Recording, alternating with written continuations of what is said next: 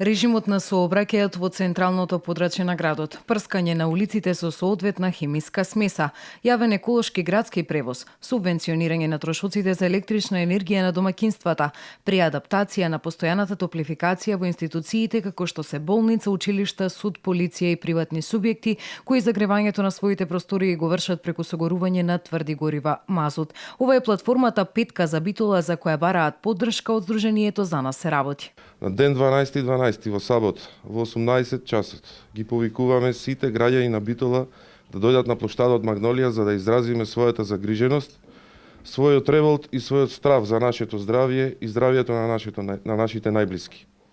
Причина за овој повик е аларматна на долгогодишна состојба со загадениот воздух во градов и околината за кој сите ние сме виновни. На ваков чекор се одлучиле по одржан состанок, а платформата ќе ја доставеле до сите здруженија на граѓани, политички партии и други чинители во градот. Секако решението на овој горлив и долгогодишен проблем е пред себе политичката волја, односно волјата на институциите на системот,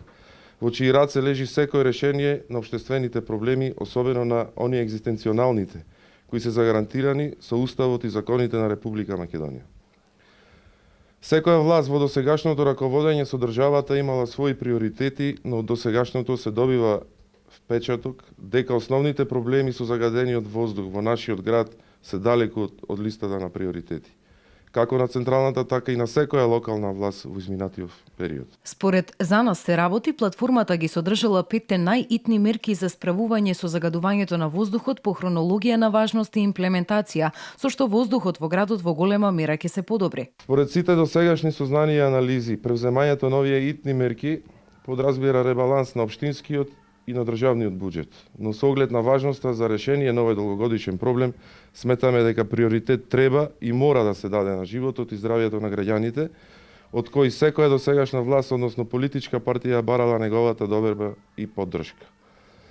Еве го моментот кога сите чинители и создатели на општествените политики имаат можност да ја покажат својата добра волја и разбирање на овој горлив проблем на битолчани. Очекуваат собирот на 12 да означи почеток за поддршка на петицијата од страна на граѓаните, која во наредниот период ќе биде спроведена и истата подпишана од сите поддржувачи, ќе биде доставена до Советот на општина Битола, со барање истата да биде изгласана и итно доставена до владата на Република Македонија за неизино итно спроведување. Додаваат дека овој проблем не подразбира партиска, верска или било каква друга обоеност и дека овој проблем се решава со добра волја и висока свест.